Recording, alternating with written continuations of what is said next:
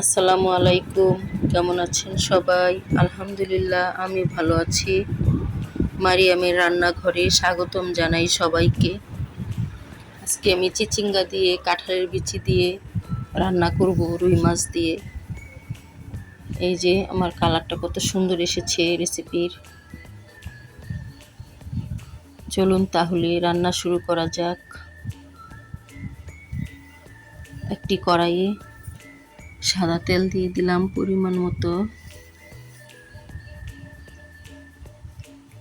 পরিমাণ মতো পেঁয়াজ দিলাম।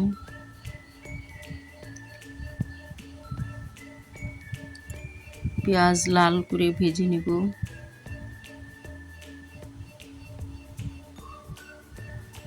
আদা রসুন দিয়ে দিলাম পরিমাণ মতো। আদা রসুনটা ভালো করে ভেজে নিব।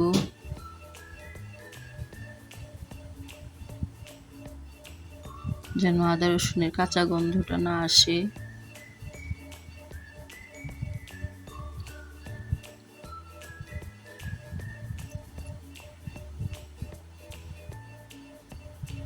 পরিমাণ মতো হলুদ দিলাম। এটা যার যার ইচ্ছা, যে যতটুকু হলুদ খেতে চায়। 2 চামচ মরিচ দিলাম, কারণ আমি আজকে এই রেসিপিটা একটু ঝাল ঝাল করব। 1 চামচ ধনিয়ার গুঁড়ো দিলাম।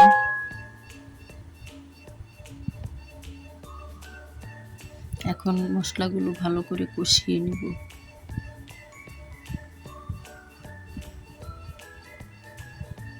একটু পানি অ্যাড করব। পানি দিয়ে ভালো করে কষিয়ে নিব, যেন মশলার কাঁচা গন্ধটা না আসে।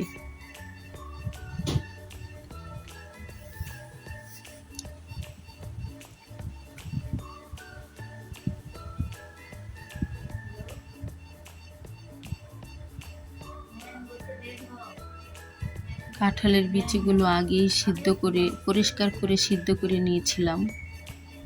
এখন কাঁঠালের বিচিগুলো দিয়ে দিলাম। আমি আবার কাঁঠালের সিজন আসলে কাঁঠালের বিচি ছাড়া তরকারি খেতে পারি না। আমার খুব প্রিয় কাঁঠালের বিচি।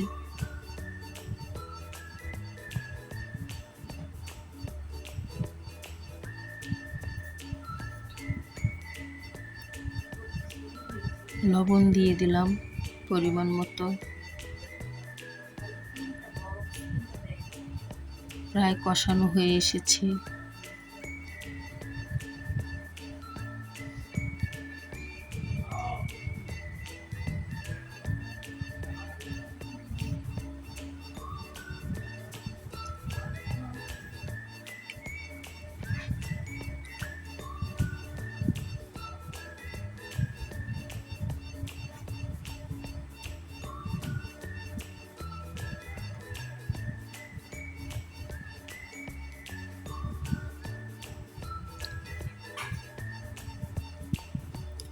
এখন আগেই কেটে ধুয়ে রেখেছিলাম চিচিঙ্গাগুলো, সেগুলো দিয়ে দিলাম।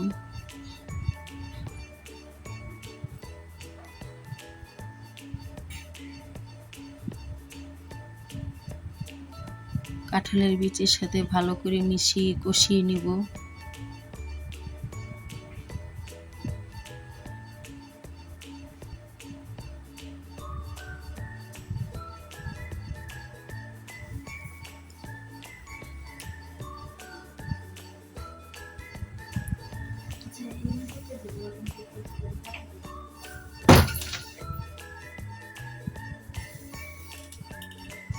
একটু ঢেকে দিলাম।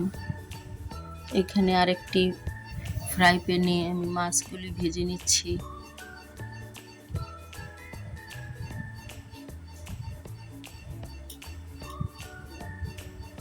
একটু নেড়ে চেড়ে দিলাম।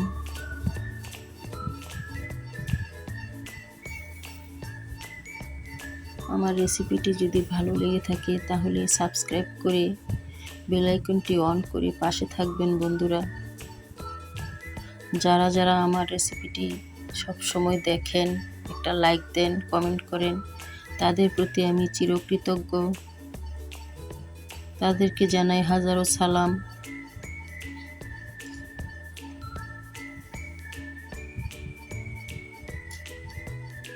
সবাই আমার পাশে থাকবেন।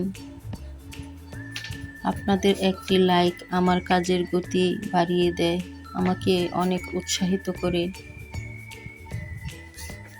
মাছগুলো ভাজা হয়ে গিয়েছে। এখানে তরকারিতে পরিমাণ মতো পানি দিয়ে দিয়েছি, তরকারি ফুটে উঠেছে।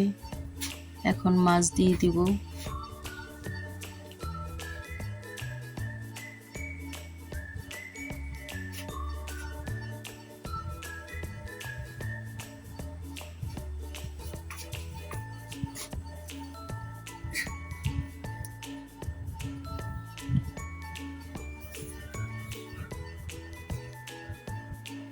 এখন এক এক করে সবগুলো মাছ দিয়ে দিব।